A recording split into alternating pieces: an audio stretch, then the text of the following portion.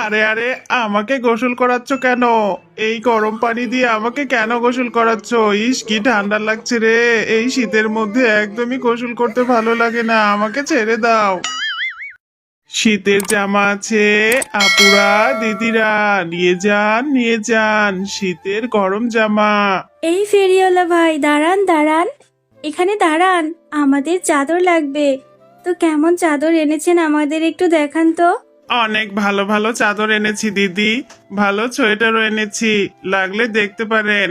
হ্যাঁ দাদা, দেখতে তো ভালোই মনে হচ্ছে, কিন্তু কেমন একটা গন্ধ বের হচ্ছে মনে হচ্ছে।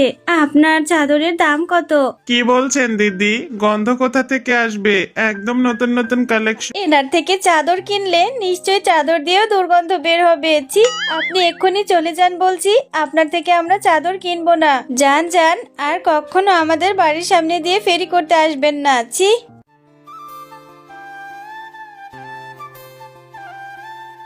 বউ, আমাকে কিছু খেতে দাও, বড্ড খিদে পেয়েছে। আজকে ফেরি করতে গিয়ে বেচা কেনাই করতে পারিনি, সবাই আমাকে দূর দূর করে তাড়িয়ে দেয়। আমার গায়ে গন্ধ, তাতে কি হয়েছে? আমার বিক্রি করা জামা কাপড় তো আর গন্ধ না। কোনো খাবার দিতে পারবো না তোমাকে, তুমি এক্ষুনি যাও, গিয়ে গোসল করে এসো। 1 মাস হয়ে গেল, শীত এসেছে পর থেকে তুমি গোসলই করো না। তোমার গায়ের দুর্গন্ধে তোমার ধারের কাছেও আসা যায় না। বউ, যে ঠান্ডা পড়েছে, এই শীতের মধ্যে কি গোসল করা যায়? তুমি অন্যদের মতো শুরু করলে। কই, আমার গায়ে তো কোনো গন্ধই নেই। কেনে মিসকে বন্ধু, আমার দোকানে কি করতে এলি? আজকে যে রোদ উঠেছে, তাও তো দেখছি জামা কাপড় খুলিস নে। তোর গা দিয়ে যে গন্ধ বেরোচ্ছে, তোর পাশে দাঁড়ানোই যাচ্ছে না। শুনেছি তুই নাকি 2 মাস ধরে গোসল করিস না। আরে বানর বন্ধু, তুইও বলছিস? আমি কি করে গোসল করব বল? আমার যে ভীষণ ঠান্ডা লাগে, আর এই ঠান্ডার মধ্যে আমার গায়ে পানি দিলে যে আমার অ্যালার্জি হবে। আরে বুদ্ধুরাম, শীতের মধ্যে গোসল না করলেই যে অ্যালার্জি হয়। তোর গা দিয়ে যে গন্ধ বের হচ্ছে, তোর কাছে দাঁড়ানোই যাচ্ছে না। তুই কি নিতে এসেছিস? নিয়ে এখান থেকে তাড়াতাড়ি বিদায় হ। তোর বউ যে কি করে তোর সাথে সংসার করে। আরে, আমার বউ আমাকে সাবান নিতে পাঠিয়েছে। আমার বউয়ের গা দিয়েও নাকি গন্ধ। আমার সাথে থাকতে থাকতে বউয়ের গা দিয়েও গন্ধ বের হচ্ছে। তাড়াতাড়ি আমাকে একটা সাবান দে তো। ওরে বাবা, কোন সময় যে গোসল করতে এলাম। এই বানরিনী, দেখ দেখ, ওই যে শেফা শিয়ালিনী আসছে, ওর গা দিয়ে যে গন্ধ। এ কি বাঘিনী মামি, তোমরা আমাকে দেখে নাক চেপে আছো যে? বুঝলাম না, আমার সাথে কি গন্ধ নাকি? এটা কেমন ব্যবহার? তোমরা কিন্তু আমাকে এভাবে অপমান করছো। আরে শেফা, তোর গা দিয়ে নাকি গন্ধ? তোর স্বামী মিজকে তো 2 মাস ধরে গোসলই করে না। আমাদের গায়ে যখন জামা কাপড় ফেরি করতে আসে, তখন তো তার গায়ের গন্ধে তার পাশে দাঁড়ানোই যায় না। তার সাথেই তো তুই সংসার করিস, নিশ্চয় তোর সাথেও গন্ধ। বাঘিনী মামি, তোমাদের সামনেই তো আমি এই পুকুর ঘাট থেকে রোজ রোজ ডাকতে থাকে। বউ, দরজাটা খুলে দাও, আমি এসেছি।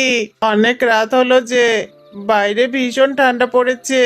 আমি যে আর ঠান্ডায় থাকতে পারছি না বউ। কেন এসেছো তুমি? তোমার ঘরে কোনো জায়গা নেই, তুমি বেরিয়ে যাও। তোমার মতো শিয়ালের সাথে আমি সংসার করব নে। তোমার গা দিয়ে দুর্গন্ধ, তোমার জন্য গায়ের মানুষ আমাকে কত অপমান করে। তুমি এক্ষুনি এখান থেকে বেরিয়ে যাও। কোথায় থাকবে, কি করবে, কিচ্ছু জানি না। এই যা, বউ রাগ করে দরজাটা বন্ধ করে দিল। বাইরে যে শীত পড়েছে, এই ঠান্ডার মধ্যে আমি এখন কোথায় যাব? আমি তো এই শীতে মনে হয় মরেই যাব।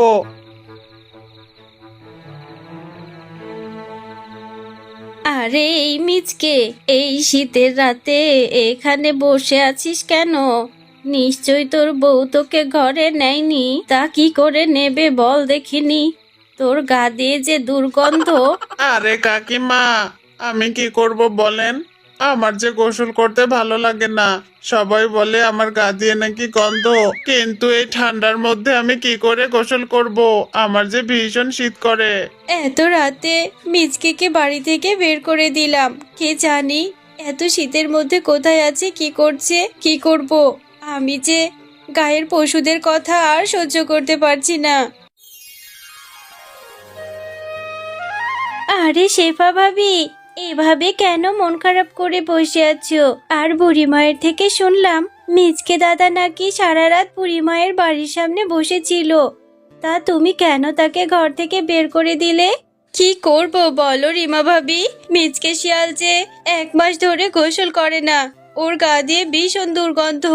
আমি গ্রামের কারোর কাছে গিয়ে মুখ পাই না, সবাই আমাকে বলে আমার গায়েও নাকি গন্ধ। শেফা ভাবি, এত চিন্তা করছো কেন? মিচকে দাদা যখন আজকে বাড়িতে আসবে তখন তুমি মিচকে দাদাকে জোর করে গোসল করিয়ে দিবে, গরম পানি করে রাখো। মিচকে দাদা বাড়িতে আসলেই জোর করে বেঁধে গোসল করিয়ে দিবে। রিমা ভাবি, কথাটা কিন্তু তুমি খারাপ বলনি। আমি এক্ষুনি গরম পানি করে রাখছি, মিচকে আসলে ওকে চেয়ারে বসিয়ে বেঁধে তারপরে গোসল করিয়ে দেব। তুমিও আমার সাথে থেকো কিন্তু।